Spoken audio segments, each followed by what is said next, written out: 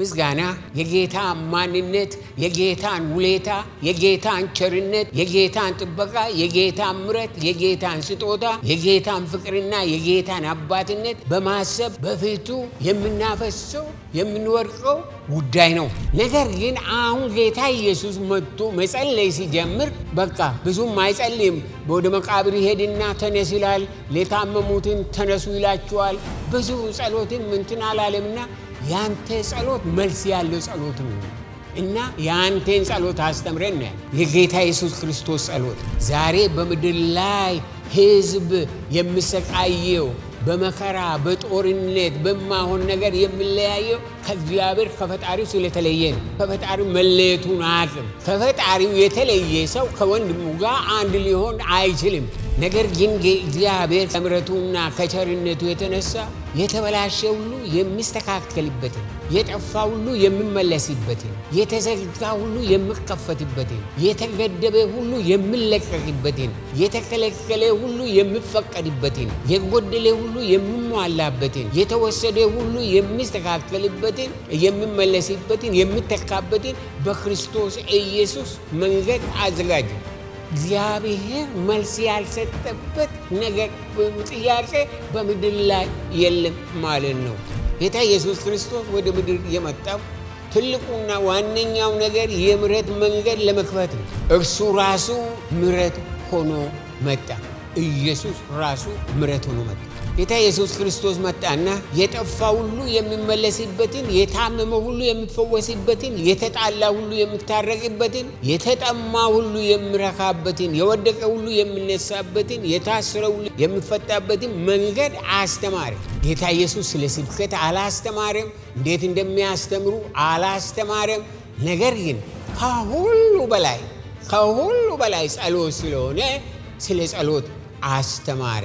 ምክንያቱም ጸሎት ሰውና እግዚአብሔር የሚገናኙበት ቀጥተኛ መንገድና መስመር ስለሆነ በምድር ላይ እንደ ጸሎተኛ ሰው አስተዋይ የለም። ጥበበኛ፣ ትዕግስተኛ፣ ባለ ራእይ፣ አፍቃሪ፣ ሰላም ወዳድ፣ ሙሉ ሰው የለም። እንደ ጸሎተኛ ሰው ይሄ ኳሊቲ የሚገኝባቸው ሰዎች የጸሎት ሰዎች ናቸው። የጥበበኞች፣ የአስተዋዮች፣ የሐዋርያት፣ የነቢያት፣ የእረኞች፣ የአስተማሪዎች፣ የመካሪዎች ማሰልጠኛ ትምህርት ቤት ነው ጸሎት ለምሕረት፣ ጸሎት ለኑሮ፣ ጸሎት ለምሪት፣ ጸሎት ለትዳር፣ ጸሎት ለህብረት፣ ጸሎት ለእድገት፣ ጸሎት ለፈውስ፣ ጸሎት ለለውጥ፣ ጸሎት ለማስተዋል፣ ጸሎት ለመታዘዝ፣ ጸሎት ለማየት፣ ጸሎት ለመስማት እያለ ይቀጥላል። ማለቂያ የለውም። የጸሎት ፍሬ ማለቂያ የለውም። የእግዚአብሔር መንግሥት ቀርባለችና ንስሐ ግቡ። ለምሕረት ንስሐ፣ ለጉብኝት ንስሐ፣ ለፈውስ ንስሐ፣ ለሕይወት ንስሐ፣ ለበረከት ንስሐ እንደሚያስፈልግ ጌታ ኢየሱስ በትምህርቱ አስገነዘበ። እኛ ግን ዛሬ ሰው የማያውቀው እግዚአብሔር ብቻ የሚያውቀው ንስሐ ያስፈልገናል። ውድ ወገኖቼ፣ የመንፈስ ቅዱስ ስጦታ ከሁሉ የሚበልጥ፣ በሁሉ የሚቀድስ፣ በሁሉ የሚያንጽ፣ በሁሉ የሚያረካ፣ ከሁሉ የሚያልፍ፣ ከሁሉ የሚመረጥ ስጦታ ነው። እስከ ዘላለም ለሰራዊት ጌታ ለእግዚአብሔር ይሁን። የእስራኤል አምላክ እግዚአብሔር ስለ ስጦታችሁ፣ ስለ ሕይወታችሁ፣ ለዚህ የመታዘዝ ጸጋ ስላበዛላችሁ ክብር ለዘላለም እስከ ዘላለም ለእርሱ ይሁን። ባለፈው ሳምንት ጁላይ የምስጋና ወር በሚል ርዕስ ከሰው ተኮር ከውለታ ተኮር ምስጋና በእግዚአብሔር ማንነት፣ በእግዚአብሔር ክብር፣ በእግዚአብሔር ብቻ ወደሚያተኩር ምስጋና ማደግ እንዳለብን በመጠኑ ተነጋግረን ነበረ። ምስጋና ለሰው፣ ምስጋና ለእግዚአብሔር፣ ከሰው የሚያልፍ እኛ የለመነው በውለታ ላይ የሚያተኩር ነው። ወደ እግዚአብሔር ላይ ወደሚያተኩር መሸጋገር እንዳለብን፣ ያም የሚቻለው ጌታ መንፈስ ቅዱስ በእግዚአብሔር ቃል፣ በእግዚአብሔር ማስተዋል፣ በእግዚአብሔር ሕይወታችንን፣ መንገዳችንን፣ ማንነታችንን፣ ፍላጎታችንን፣ ጥማታችንን ሲቆጣጠርና ሲያከብረው ነው። ሲያረካው ነው ማለት ነው። ሲያረካው ለዛም በዚህ በጁላይ ወር ራሳችንን በመመርመር ንስሐ በመግባት ቃሉን በማጥናት ቃሉን በመታዘዝ የምስጋና ሰዎች በመሆን ነው ብለናል። ምስጋና የጌታ ማንነት፣ የጌታን ውለታ፣ የጌታን ቸርነት፣ የጌታን ጥበቃ፣ የጌታን ምሕረት፣ የጌታን ስጦታ፣ የጌታን ፍቅርና የጌታን አባትነት በማሰብ በፊቱ የምናፈሰው የምንወርቀው ጉዳይ ነው። ዛሬ በመጠኑ ስለ ጸሎት እናያለን። መጽሐፍ ቅዱስ ያላችሁ የሉቃስ ወንጌል ምዕራፍ 11 ታወጣላችሁ። የሉቃስ ወንጌል ምዕራፍ 11 ክብር አሁንም እስከ ዘላለምም ለሰራዊት ጌታ ለእግዚአብሔር ይሁን። ይሄ ጌታ ኢየሱስ ክርስቶስ አንድ ቻፕተር ሙሉ ጸሎት ካስተማረበት አንዱ ነው። እርሱም በአንድ ስፍራ ይጸልይ ነበር። በጨረሰም ጊዜ ደቀ መዛሙርቱ አንዱ ጌታ ሆይ ዮሐንስ ደቀ መዛሙርቱን እንዳስተማረ እንጸልይ ዘንድ አስተምረን አለው። መጣና ጌታ ኢየሱስ ጸሎቱን እንዲያስተምራቸው ጠየቀው። እነዚህ የጌታ ደቀ መዛሙርት በሙሉ ወገኖቼ አይሁዳውያን ነበሩ። ከሕፃንነታቸው ስለ ጸሎት ተምረው ነበር። እነሱ የተማሩት ጸሎት ግን የፈሪሳውያን ጸሎት ነው። መልስ የሌለው ጸሎት፣ መልስ የሌለው ምንም የሌለው። ሌት ተቀን ይጮኻሉ፣ እንደዚህ ይላሉ፣ ይሄዳሉ፣ ይሰግዳሉ፣ አንድ ነገር መልስ የለው። ነገር ግን አሁን ጌታ ኢየሱስ መጥቶ መጸለይ ሲጀምር በቃ ብዙም አይጸልይም። ወደ መቃብር ይሄድና ተነስ ይላል። ለታመሙትን ተነሱ ይላቸዋል።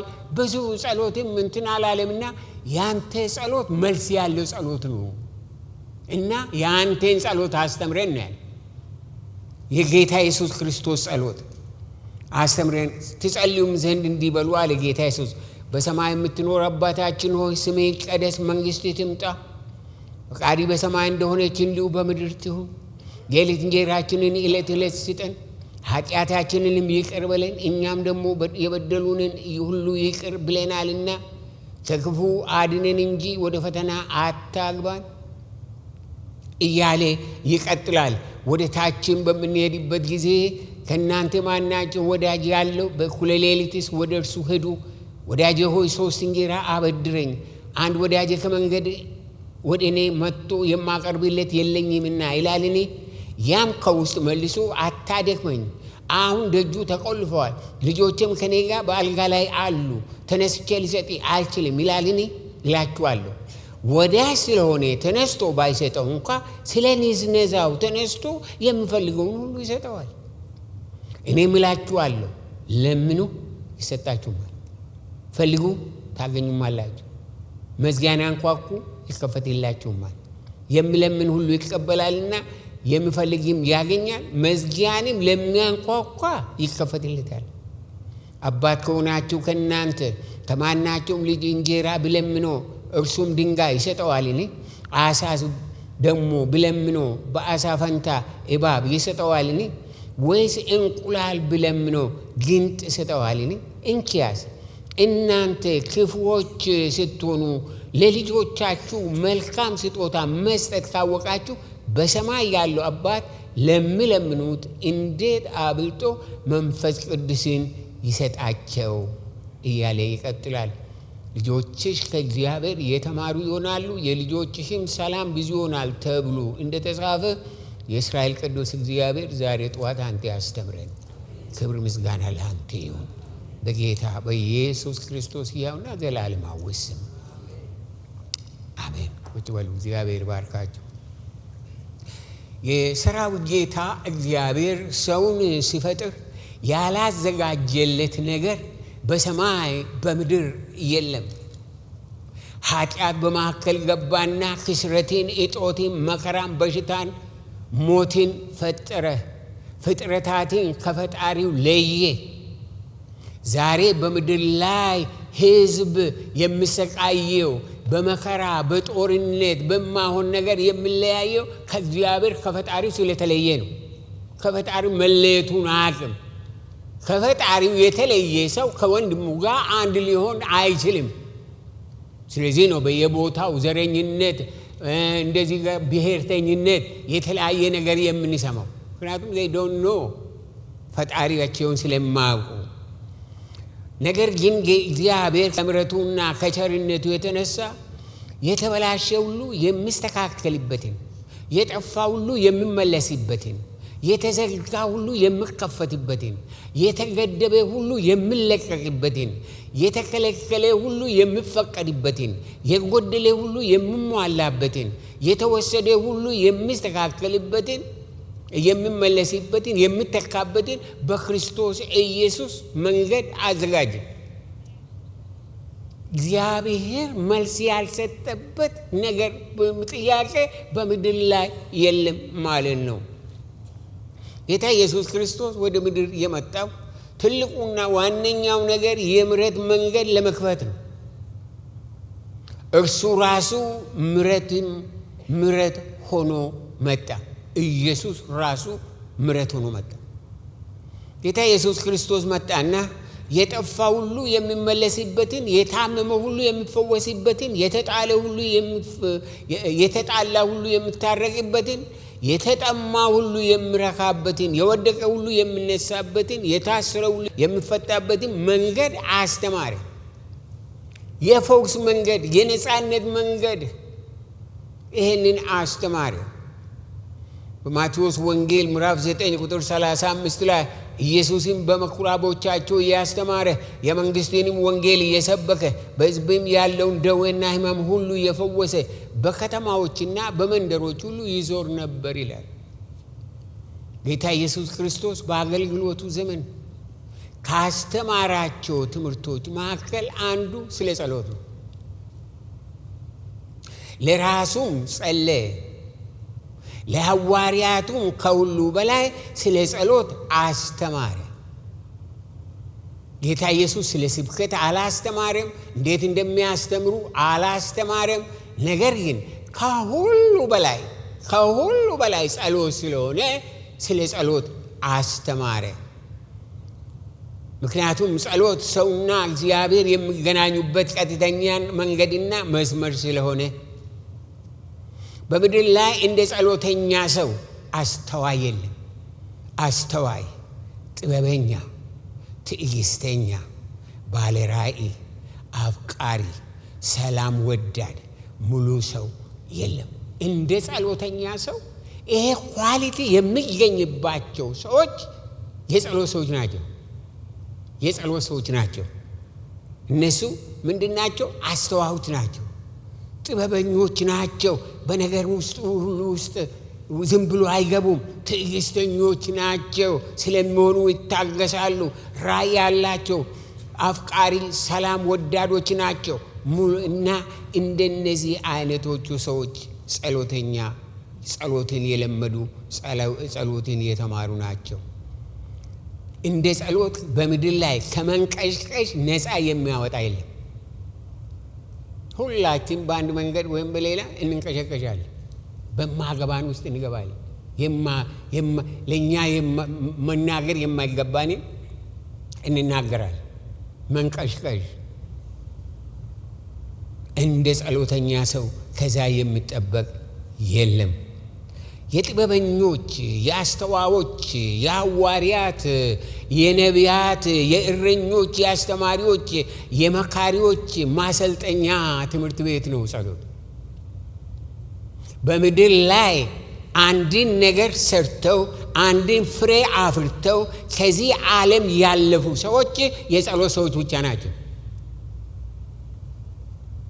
ከአብርሃም ጀምሮ ወደ ሙሴ ብንሄድ፣ ወደ ኤልያስ፣ ወደ ኤርምያስ፣ ወደ ሕዝቅያስ፣ ወደ ሕዝቅኤል፣ ወደ እነዚህ ነቢያቶች ከዛ ወደ ሐዋርያት በምንመጣበት ጊዜ እነዚህ የጸሎት ሰዎች ምስጢሩን ያገኙት በጸሎት እንደሆነ እንመለከታለን። የጸሎት ሰዎች ናቸው። በዚህ ምድር ላይ ጸሎት የማይጸልይ ሰው ማለት ብዙዎች ሰዎች በዚህ ምድር ላይ ወደ ቢሊየን የሚሆኑ ኖሮ ያልፋሉ። እነዚህ በሙሉ ሰማያዊ መፍትሄ፣ ሰማያዊ ፍሬ ቢያፈሩ ዓለም ይሄኔ ምን ትመስል ነበረ? መልካም ነገር አፍርተው ከማለፍ ጦርነትን፣ የተለያየን ነገር እያደረጉ እያፈሩ ያልፋሉ። ለምን? ጸሎት ሕይወታቸውን አልቀረጸምና። ጸሎት የጥበበኞች ያስተዋዮች ማሰልጠኛ ትምህርት ቤት ነው። አልፎም በዚህ ዓለም ላይ ለተጠራንበት ጥሪ፣ ለተሰጠን ኃላፊነት፣ ለዕለታዊ ኑሮ በማስተዋል ለመኖር ራስን በጌታ ለማነጽ ወሳኝ ሚና ይጫወታል። ያለ ጸሎት ምንም ልንሆን አንችልም። ጸሎት ጸሎት ለምሕረት፣ ጸሎት ለኑሮ፣ ጸሎት ለምሪት፣ ጸሎት ለትዳር፣ ጸሎት ለህብረት፣ ጸሎት ለእድገት፣ ጸሎት ለፈውስ፣ ጸሎት ለለውጥ፣ ጸሎት ለማስተዋል፣ ጸሎት ለመታዘዝ፣ ጸሎት ለማየት፣ ጸሎት ለመስማት እያለ ይቀጥላል። ማለቂያ የለውም። የጸሎት ፍሬ ማለቂያ የለውም። በምድራዊውም በሰማያዊውም መለኮታዊ መምሪያ እንደ ጸሎት የሚሰጥ የለም። ወገኖቼ ጸሎት የሚጀምረው በእኛ ነው። ጸሎት የሚጀምረው እውነተኛ ጸሎት የሚጀምረው በእውነተኛ ንስሐ ነው። እውነተኛ ንስሐ ጌታን ፊት ለፊት በባዶ ቃል ሳይሆን በንጹህ ሕሊና መቅረብ ነው። ዛሬ በዓለም ላይ የሚሰማው ጸሎት ለእግዚአብሔር ቀርቶ ለሰብአዊ ፍጥረቱ እንኳ ይዘገንናል። እግዚአብሔር አይደለም ለሰው እንኳ ይዘገንናል። ጩኸቱን ስትሰሙ፣ ምንነቱን ስትሰሙ ይዘገንናል። ባዶ ስለሆነ ፍሬ ስለማፈራ ከንቱ ድግግሞች ስለሆነ ያስጠላል። ለይሄንን ለእናንተ ምንም የምነግራችሁ የለም። በጸሎት ስር ጸሎት ሌት ተቀን በሚባልበት ምድር ነው ያደጋችሁ። በጣም ነው የሚያሰላ። ባለፈው ጊዜ አንድ ቦታ ለአንድ አካባቢ ሄደን ነበረ እና ትልቅ ፕሮግራም ተዘጋጅቶ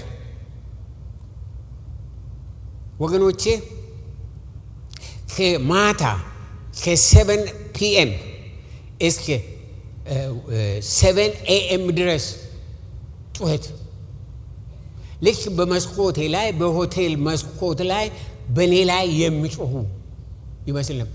በፍጹም መተኛት አልቻልኩም። በፍጹም። ከዛ በኋላ እንዴት አይነት ሰዎች ናቸው እንደዚህ የሚያደርጉ? አይ ካሴት እንትን እያደረጉ ካሴት ነው ጸሎት እኮ አይደለም፣ ካሴት። ይሄ ነው ጸሎት የሚባለው? በጣም የሚያሳዝን ወገኖቼ። እውነተኛ ጸሎት ከእኔና ከእናንተ ይጀምራል። የእግዚአብሔር መንግሥት ቀርባለችና ንስሐ ግቡ አለ ጌታ ኢየሱስ። ንስሐ ግቡ፣ የእግዚአብሔር መንግሥት ቀርባለችና ንስሐ ግቡ።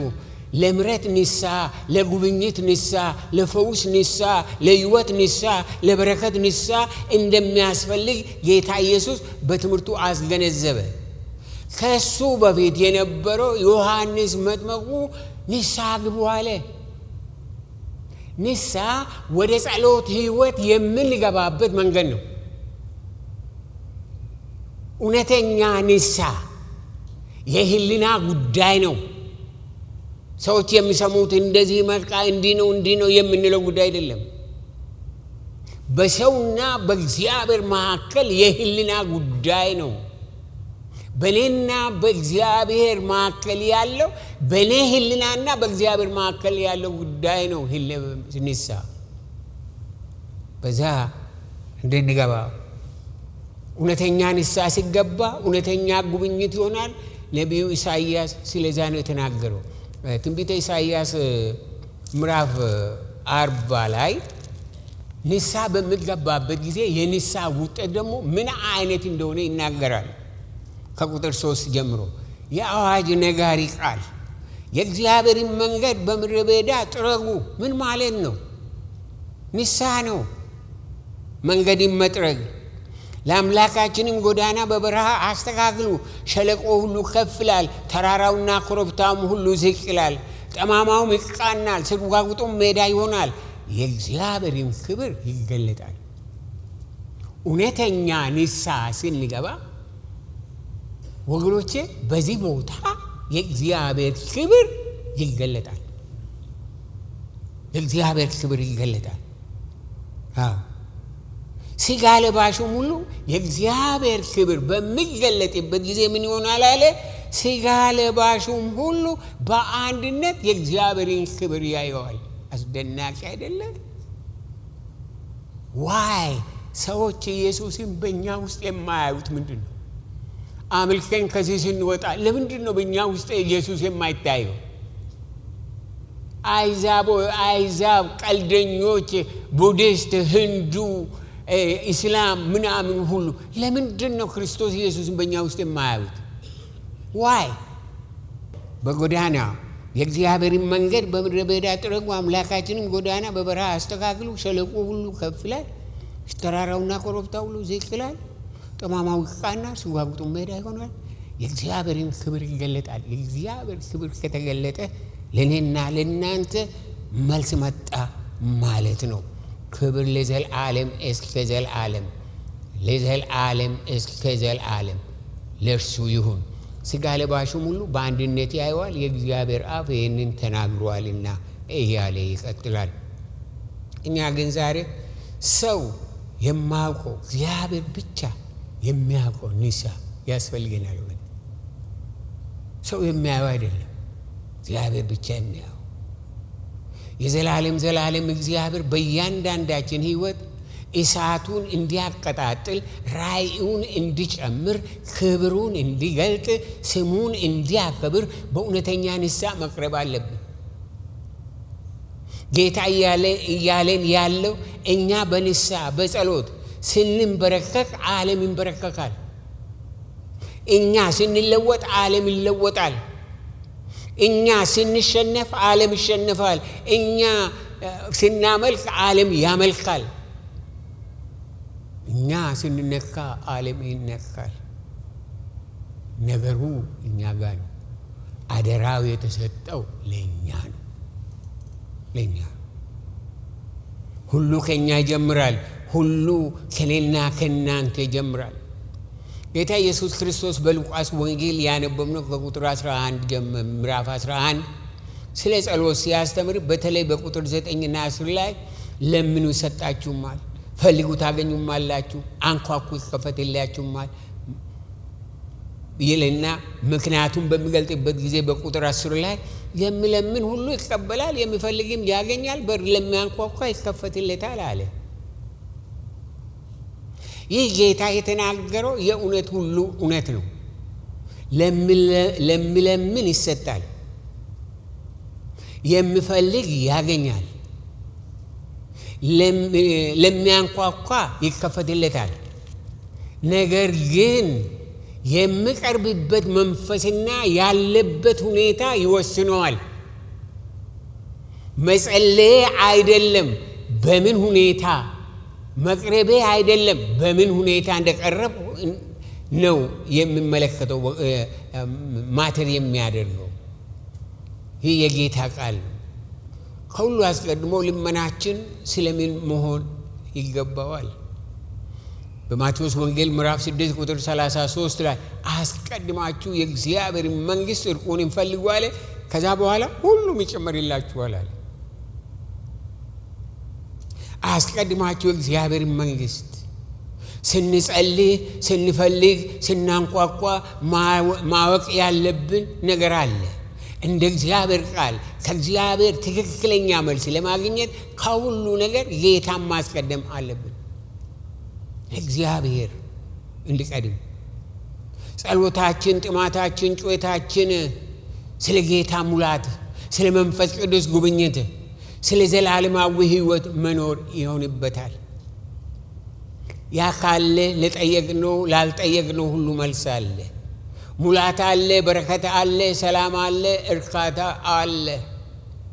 ጌታ ኢየሱስ ስለ ጸሎት መልስ እርግጠኛነት ሲያረጋግጥ አንድ ምሳሌ ተጠቀመ። ያም ከዛ ክፍል ከሉቃስ ምዕራፍ 11 ቁጥር 13 ላይ ያለው ነው። ከእናንተ መካከል አባቱ ሆኖ ሳለ ልጁ አሳ ብለምኖ እባብ ይሰጠዋልን? ወይስ እንቁላል ብለምኖ ጊንጥ ይሰጠዋልን? እናንተ ክፉዎች ሆናችሁ ሳላችሁ ለልጆቻችሁ መልካም ስጦታ መስጠት ካወቃችሁበት የሰማዩ አባታችሁ ታዲያ ለሚለምኑ መንፈስ ቅዱስን እንዴት አብልጦ አይሰጥ ብሎ ይላል። የምንለምነው ምን እንደሆነ የምናገረው እዛ ላይ ምንድነው የምንለምነው? መንፈስ ቅዱስ። ስለ መንፈስ ቅዱስ ለሚለምኑት መንፈስ ቅዱስን። ውድ ወገኖቼ የመንፈስ ቅዱስ ስጦታ ከሁሉ የሚበልጥ፣ በሁሉ የሚቀድስ፣ በሁሉ የሚያንጽ፣ በሁሉ የሚያረካ፣ ከሁሉ የሚያልፍ፣ ከሁሉ የሚመረጥ ስጦታ ነው። ተግተን መፈለግ አለብን። ተግተን መፈለግ አለብን። ከዘገየስ የምንፈልገው ከዘገየ ብዙዎች ሰዎች ስለ ጸሎት አንድ ግራ የሚገባቸው ጸለይኩኝ፣ ለመንኩኝ፣ መልስ የለም ነው። ጸሎት ከዘገየስ ለዛ ጌታ ኢየሱስ ክርስቶስ መልስ አለው እንደ ሉቃስ ወንጌል ምዕራፍ 18ን ታወጣላችሁ። ከጌታ ብትሰሙ ይሻላል ከኔ ይልቅ። ጸሎታችሁ ለዘገየባችሁ፣ ለምናችሁ ልመናችሁ ያልተመለሰላችሁ ለእናንተ ጌታ መልስ አለው። የሉቃስ ወንጌል ምዕራፍ 18 ከቁጥር 1 ጀምሮ ሳይታክቱም ዘወትር ሊጸልዩ እንዲገባቸው የሚል ምሳሌ ነገራቸው። ሳይታክቱ ማለት ምን ማለት? ሳይደክሙ ማለት ነው። ሳይደክሙ እንዲህ ምስል በአንዲት ከተማ እግዚአብሔርን የማይፈራ ሰውንም የማያፍር አንድ ዳኛ ነበረ። በዛችም ከተማ አንዲት መበለት ነበረች። ወደ እርሱም እየመጣች ከባላጋራዬ ፍረድልኝ ትለው ነበር። አያሌም ቀንም አልወደደም። ከዚህም በኋላ ግን በልቡ ምንም እግዚአብሔርን ባልፈራ ሰውንም ባላፍር ይህቺ መበለት ስለምታደክመኝ ሁልጊዜም እየመጣች እንዳታውከኝ እፈርድላታለሁ አለ። ጌታም አለ አመፀኛው ዳኛ ያለውን ስሙ። እግዚአብሔር እንኪያስ ቀንና ሌሊት ወደ እርሱ ለሚጮኹ ለሚታገሳቸው ምርጦቹ አይፈርድላቸውምን? እላችኋለሁ ፈጥኖ ይፈርድላችኋል። ነገር ግን የሰው ልጅ በመጣ ጊዜ በምድር እምነትን ያገኝ ይሁን? አገኛለሁ ብሎ የሚጸልይ ይገኝ ይሁን በምድር ላይ? መልሱ ምንድን ነው መሰላችሁ? ጸሎት ምንድን ነው የሚያስፈልገው? ጸሎት መትጋት፣ ከዛ ደግሞ መታገስ፣ ከዛ ደግሞ መጠበቅ። ይሄ ነው የሚፈልገው። ይሄ ነው የሚያስፈልገው። መትጋት፣ መታገስ፣ መጠበቅ። ዛሬ ላይሆን ይችላል። ዛሬ ዓመት ላይሆን ይችላል። ዛሬ 10 ዓመትም ላይሆን ይችላል። የእስራኤል አምላክ እግዚአብሔር በፈለገው ጊዜ ያደርጋል። እኔና እናንተ ግን በእምነት መጠበቅ የኔና የናንተ ኃላፊነት ነው። መልሱ አዎ። ከዛ ያለፈ ስጦታ በረከት ዛሬ ቢሆን ለዘላለም ቆይታችሁ ለምታገኙት ጸሎት መልስ እንዴት ትደሰታላችሁ? እንዴት ያስደስታል መሰላችሁ? ከመጠን በላይ ቆይታችሁ በቃ አሁንም ጸለያችሁ አልመጣም፣ ነገም የሚመጣም ዓመት እንደዚህ ጸለን አይመጣም። በተለይ በሪቫይቫል ዘመን ዶክተር ሰሎሞን እህቴ አታልፍም እዛ ነበሩ። በዛን ዘመን ለመንፈስ ቅዱስ ሙላት ጸልዩ ይባላል እና ስንጸልይ ዛሬም የለም ነገም የለም። በጣም በቃ ብዙዎቹ ጾምን ጸለይን። እኔ ትዝ ይለኛል ያላረኩትን ኃጢአት እንኳን እንዳደረግኩ አድርጌ ተናዝዣለሁ። ምክንያቱም ይረዳ እንደሆነ አላውቅም ብዬ። ምንድን ነው ያ ነገር? የኛ መትጋት የኛ እንትን መሆን ሳይሆን የኛ ያ በሌሎች ውስጥ የገባው የእግዚአብሔር መንፈስ ቅዱስ በኔ ውስጥ ይግባ በሚል በኔ ውስጥ ይግባ በሚል እና ስለዚህ ወገኖቼ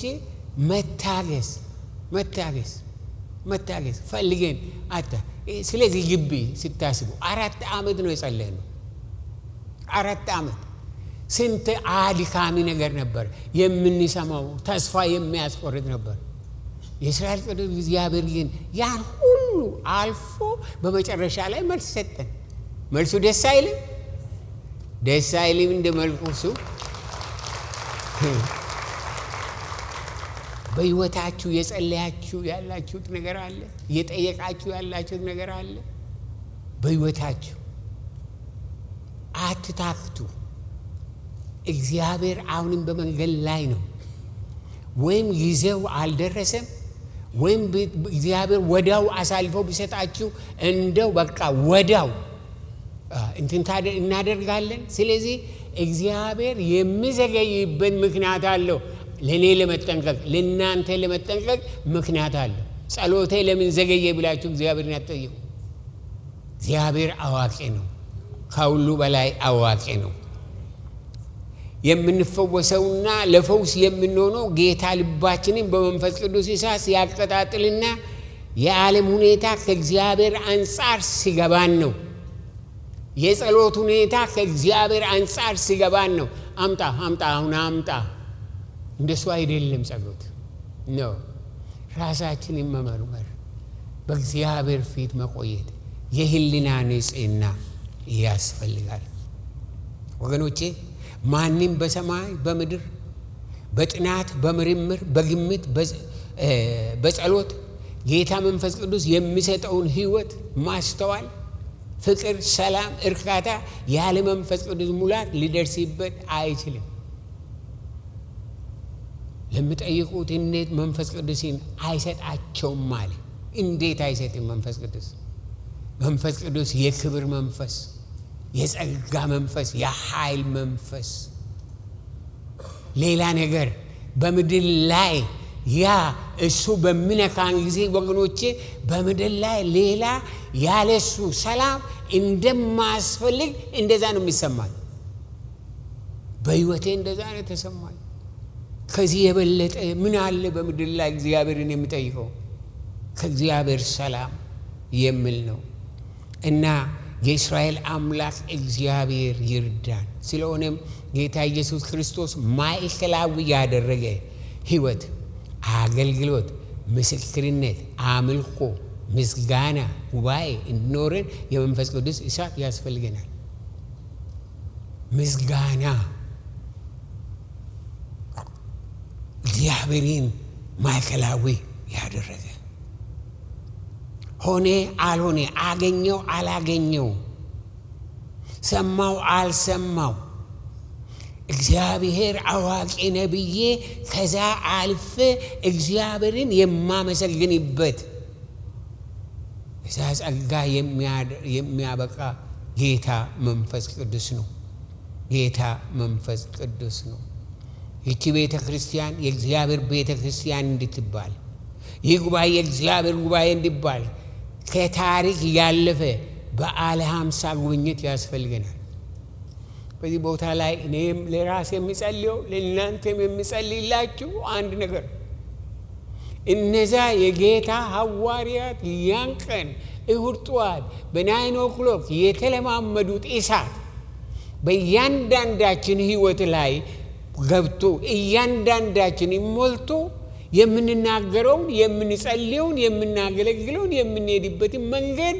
እንድናውቅ እንዲያስተምር ሐዋርያት ብዙ ጥያቄ ነበራቸው ስለ መንግስት ስለ ፖለቲካ ስለ ሮማውያን ስለ ሀገራቸው ስለ ኢኮኖሚ ብዙ ጥያቄ ነበራቸው ለጌታ ለኢየሱስ እሳቱ ከመጣ በኋላ አንድ ጥያቄ አልጠየቁ መልስ አገኙ መንፈስ ቅዱስ መልስ ነው የእስራኤል አምላክ እግዚአብሔር በዛ እሳት ይጎበኘን ታሪካችንን ወገኖቼ ህይወታችንን ይለውጣል ስለዚህ ይቺ ቤተ ክርስቲያን የእግዚአብሔር ቤተ ክርስቲያን እንድትባል የኔና የናንተ መምጣት አይደለም የእግዚአብሔር እሳት በዚህ ስፍራ ላይ መውደቅ የእግዚአብሔር ኃይል በዚህ ስፍራ ላይ መገለጥ የእግዚአብሔር ኃይል በዚህ ስፍራ ላይ ብዙ ስራውን ዘላለማዊ ስራውን ሲሰራ ለዓለም እንድታይና ዓለም እንዲሰማው ነው። ይህንን ነው የኔና የናንተ ጸሎት መሆን ያለበት። ሁሉ ነገር ትተን እንዳቀልነው ሕይወታችን የምስጋና የጸሎት ወራችን የምስጋና ዘመናችን የምስጋና እንዲሆን ጌታ በእሳቱ በጌታ በኢየሱስ ክርስቶስ እንዲያቀጣጥለን መጸለይ ያስፈልገናል ወገኖች። ይህ የምስጋና ወር ነው። ይህ የሙላት ወር ነው። በዚህ ወር ሁላችን ከዚህ በፊት ባላሰብነውና ባልተለማመንነው መንገድ ጌታ ኢየሱስ ክርስቶስ በአዲስ ሕይወት፣ በአዲስ ጥምቀት፣ በአዲስ እሳት፣ በአዲስ ራእይ፣ በአዲስ ማስተዋል፣ በአዲስ ቅባት ይቀባል። በናዝሬቱ በክርስቶስ ኢየሱስ እርሱ ይጎበኘን። ታሪካችን እንደ ድሮ ሆኖ አይቀጥል፣ እንደ ትላንትና ሆኖ አይቀጥል። ታሪክን የሚለውጥ ጌታ ታሪካችንን ይለውጥልን። በጌታ በኢየሱስ ክርስቶስ ስም ሕይወታችን፣ ስማችን፣ ራእያችን፣ ታሪካችን፣ ዘመናችን በበዓለ 50 እሳት በበዓለ 50 ጥምቀት ይታደስ። ይታደስ። መታደስ ያስፈልገናል። እናንተ ወገኖቼ ወደዚህ ቤተ ክርስቲያን የምትመጡ መታደስ ያስፈልገናል። ዓለም ስለኛ የምታወራው የምታውቀው ስለ መታደሳችን እንጂ ስለ ውሸታችን፣ ስለ ማስመሰላችን፣ ስለ ማታለላችን አይሁን። ይህ ዓመት ይህ ወር ወደ አንድ የሚያሻግረን ወደ ሚቀጥሎ የሚያሻግረን ወደ ሙላቱ፣ ወደ ታማኝነቱ፣ ወደ እሳቱ፣ ወደ ቅባቱ የሚያሻግረን ወር ይሁንልን። ሕይወት በሕይወት፣ ታሪክ በታሪክ፣ ዘመን በዘመን፣ ራእይ በራእይ በናዝሬቱ በጌታ በኢየሱስ ክርስቶስ ስም ይተካ። በጌታ በኢየሱስ ክርስቶስ ስም ሕይወታችን፣ ስማችን፣ ራእያችን በበዓለ 50 እሳት ይታደስ። ዘላለማዊ ሰላም፣ ዘላለማዊ ፍቅር በዚህ ወር በክርስቶስ ኢየሱስ ስም ይጫርብን። በእያንዳንዳችን ላይ ይጫር። ይሄ የእግዚአብሔር እሳት፣ የሕይወት እስትንፋስ፣ የጌታ እስትንፋስ፣ የራእይ እስትንፋስ በክርስቶስ ኢየሱስ ስም ይግባብን።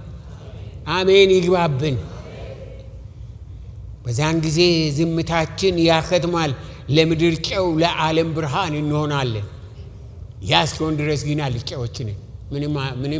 ምንም ትርጉም የሚኖር ኑሮ የለንም። ያ እሳቱ ሲመጣ ዛን ጊዜ ቤት ይባረካል፣ ቤተሰብ ይባረካል፣ ጎረቤት ይባረካል፣ ከተማ ትባረካለች፣ ሀገር ትባረካለች። ወሰን የሌለው የጌታ ሕልውና ይለቀቃል። አሁንም የጌታ ወንዝ በናዝሬቱ በጌታ በኢየሱስ ክርስቶስም በዚህ ጉባኤ ላይ ይለቀቅ። አሜን። ይለቀቅ። እስኪ ሁላችን ብድግ ብለን እንጸልያለን። ጸልዩ። you need the touch of God ከእግዚአብሔር የሆነ ወገኔ። እንዲሁ ዝም ብሎ ወለም ዘለም ክርስትና አዋጣም። ትንሽ ቆይተን እንተዋለን። ትንሽ ቆይቶ ይተዋል። ስንቱ መጣና ከዛ ትንሽ ቆይቶ ይሄዳል። ዋይ? ምክንያቱም ያ እሳቱ ሕይወቱን ስላልነካ ነው። ሁላችን የዘመናት ጩኸታችን ይሰማ። የዘመናት ጸሎታችን ይመለስ። ውስጣችን ማንነታችን ይታደስ። አዲስ ምዕራፍ፣ አዲስ ጉዞ፣ አዲስ ታሪክ፣ አዲስ ዘመን፣ አዲስ ሕይወት ጌታ መንፈስ ቅዱስ ያስጀምረን። በጌታ በኢየሱስ ክርስቶስ ስም ለሞተው ነገራችን ትንሣኤ፣ ላረጀው ነገራችን ተሐድሶ፣ ለታመመው ነገራችን ፈውስ፣ ለጠፋው ነገራችን ካሳ ይሁንልን።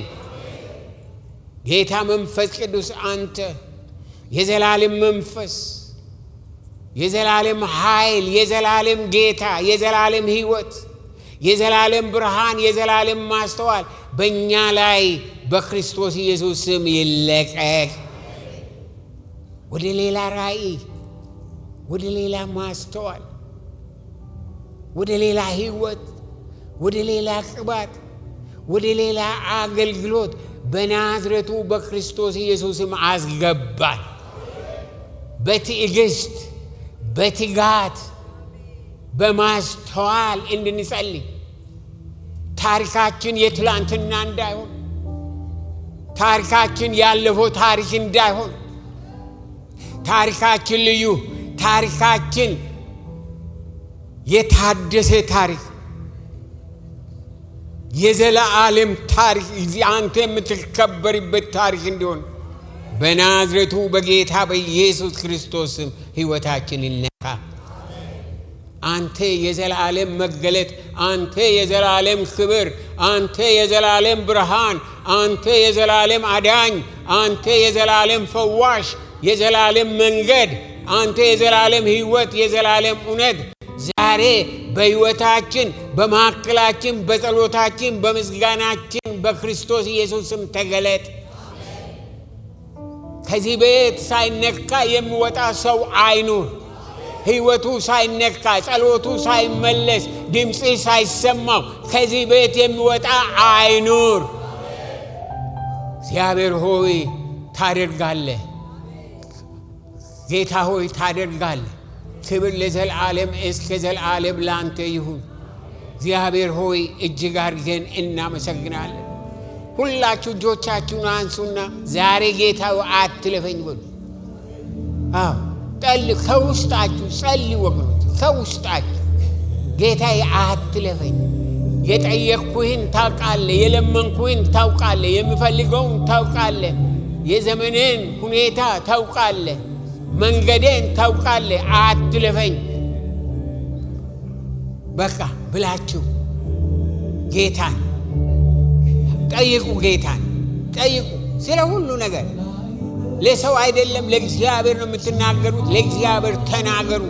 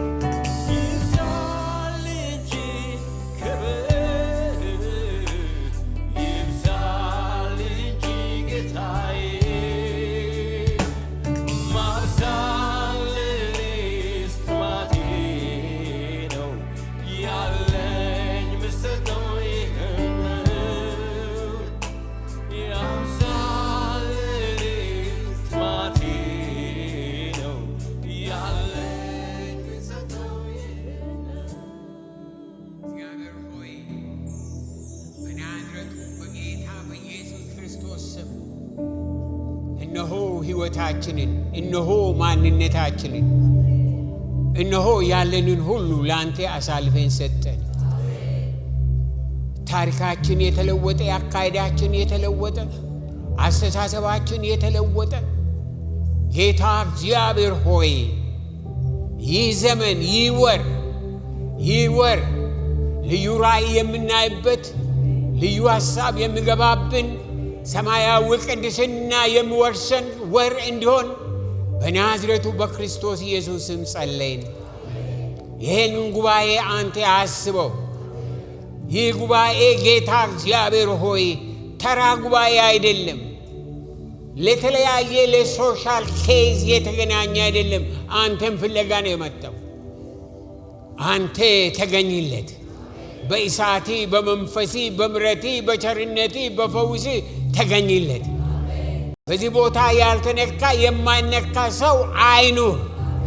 እግዚአብሔር ሆይ ተከትለ ወደ ቤቱ ሂድ። ተከትለ ወደ ጓዳው ሂድ። ተከትለ ወደ አንደበቱን ተረከብ። አይኑን፣ ሕይወቱን፣ ውስጡን ተረከብ። እግዚአብሔር ሆይ ስለምታደርገው ሁሉ እናመሰግናለን። ክብር ምስጋና ለዘላለም እስከ ዘላለም ላንተ ይሁን። ጌታው ክብር ምስጋና ላንተ ድረስ በኢየሱስ ክርስቶስ ሕያውና ዘላለማዊ ስም አሜን። እግዚአብሔርን እጅግ አድርገን እናመሰግናለን። የእስራኤል አምላክ እግዚአብሔር ይባርካችሁ። እንግዲህ የአርብ ማታ ኮንፈረንሳችንን እንዳትረሱ። እንደገና ደግሞ ዛሬ ማታ ለእራቱ ቲኬት መጥቷል እና ወንድም ዘነበ ጋር አለ ውጪ። ሌሎችም የሚያዙት ፕሊዝ ይለምናችኋል ቪዙ እና መጽሐፍ ደግሞ የጌታችን የአታልፊም መጽሐፍ በጣም ጠቃሚ ነው። ፕሊዝ እሱንም ያዙ። የእስራኤል አባት እግዚአብሔር ይባርካችሁ።